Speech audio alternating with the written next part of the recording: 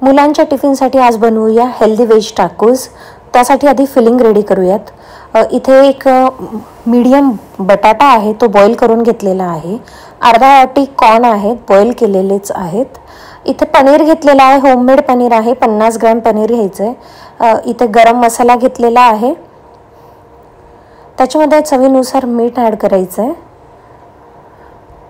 मी mixed herb use केलेला आहे, पण तुम्हाला हवे ते मसाले तुम्ही ॲड करू शकतात हेल्दी बनवण्यासाठी। त्याच्यामध्ये आता चीज ॲड केलेला आहे, अगदी ऑप्शनल आहे, पण चीजमुळे खूप छान फ्लेवर येतो, तर नक्कीच ॲड करा जर मुलं आवडीने खातील त्यामुळे। आता आपण टाकोससाठी जे आउटर शेल असतं ना, त्यासाठी पोळी लाटून घेणार आहोत। हे गव्हाचं पीठ आहे, जे आपण रेग्युलर पोळीसाठी वापरतो ते गव्हाचं पीठ। त्याची मी पोळी करून घेणार आहे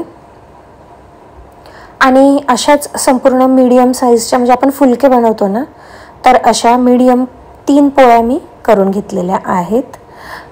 तुम्हाला रेसिपी आवडली असेल तर लाईक करायला विसरू नका, शेअर करा आणि सबस्क्राईब करा चॅनलला। तर ह्या ज्या पोळ्या आहेत किंवा टाकोसचं जे आउटर शेल आहे, टॉर्टिला म्हणतात याला, पण हे मैद्यापासून बनवलं जातं। आपण हेल्दी बनवतोय म्हणून मल्टीग्रेन आटा पण यूज करू शकतात। दोन्ही बाजूंनी मीडियम आचेवर असे आपल्याला हे शेकून घ्यायचे आहेत। एक बाजू थोडी कच्ची राहू द्यायची आहे आणि दुसरी बाजू जास्त शिजवून घ्यायची आहे। हेल्दी व्हर्जनसाठी इथे बटर किंवा तूप यूज करू शकतात। मी इथे तूप यूज केलेलं आहे। दोन्ही बाजूंनी थोडं थोडं तूप टाकून घेतलं म्हणजे अगदी लो फ्लेमवर छान क्रिस्पी अशा आपल्या या पोळ्या आहेत त्या शिजवल्या आहेत।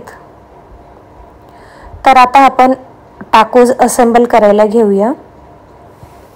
टाकोससाठी अगदी फिलिंग रेडी आहे, पोळ्या पण आपल्या तयार आहेत। जी बाजू जास्त शिजली आहे तिच्यावर आपण टोमॅटो सॉस टाकून घेतलेला आहे। आता याच्यावरती आपण जे फिलिंग रेडी केलेलं आहे ते टाकून घेतलेलं आहे आणि याला फोल्ड करून द्यायचं आहे। जितकी जास्त फिलिंग भरता येईल तितकं भरण्याचा प्रयत्न करा आणि अशाच पद्धतीने टाकोज रेडी केलेले आहेत।